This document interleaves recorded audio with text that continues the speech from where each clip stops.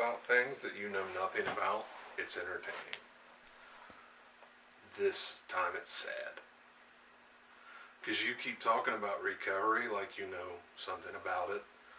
This makes it obvious. You know nothing about what you're talking about. When did recovery or addiction have anything to do with money? Addicts die every day that have tons of money. How many rock stars and celebrities have we watched die that had millions of dollars in their bank? How many addicts die every day that had nothing? Now, the statistic we forget is how many people got sober today that had millions of dollars. And how many people got sober today under a bridge, in a Skid Row treatment center or detox. I need you to understand something. I got sober in 2009 in a jail cell on my way to the penitentiary. I came from nothing. So for me to have a house, cars, that's great. That's my recovery story. That's part of Sarah's recovery story. We worked very hard for those things. You can say they came from wherever, that's fine. I have friends that are sober for years that have much nicer homes than we have. And you would never know it talking to them, that they're worth a lot of money. And I know people sober, clean, 30, 40 years that don't have much. They're very happy people. Recovery has nothing to do with money. For some people, money, property, those come with recovery.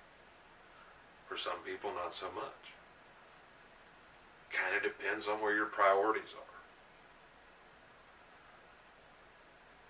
Recovery is dependent on the addict and where their motives are and what they do. If we wanted to live in a nicer house, we could. Kids are expensive. Yeah. I will say that. I got a 13-year-old that is eating us out of house and home.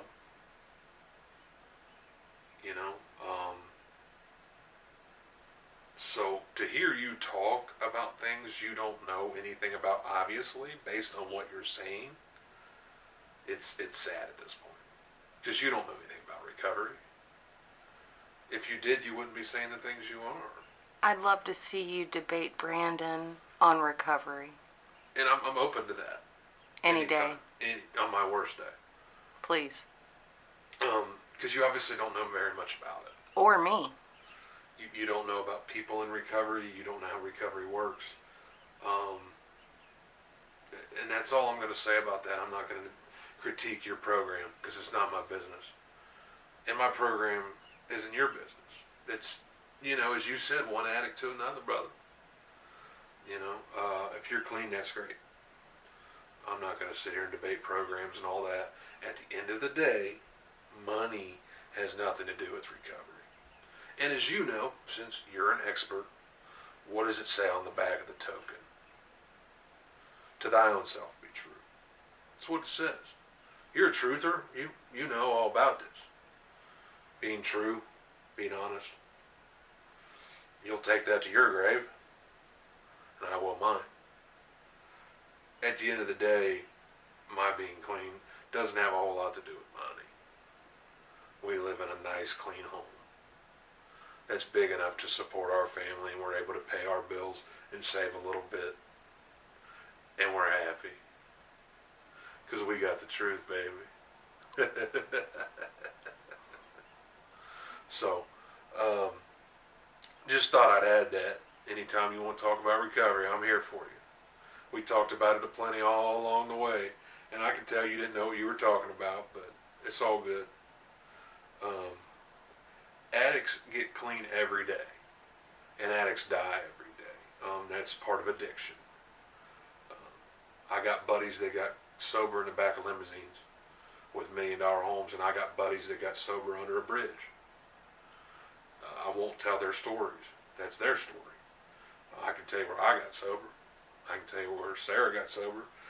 At the end of the day, I'm not that person anymore by the grace of my higher power, a good sponsor in the 12 steps, which I know you're an expert on, so you already know all this.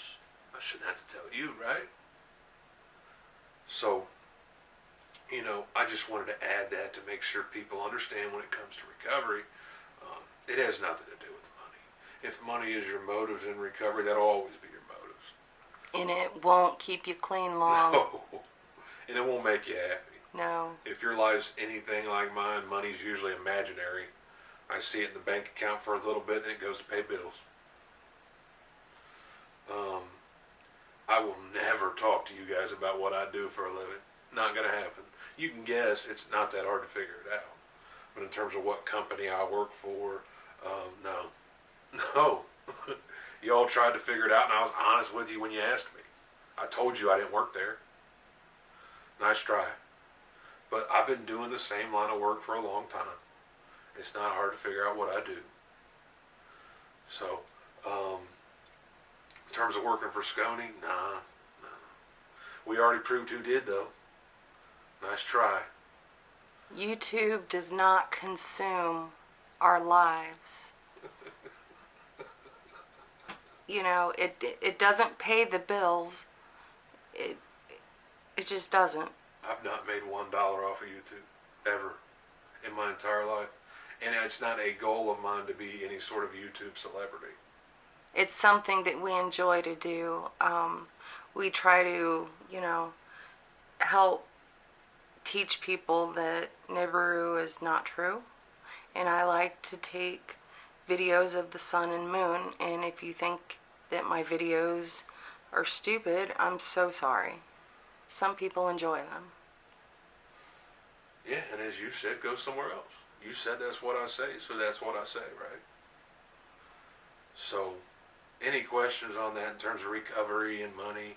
If you got to scrape together change to go do that, that's your life.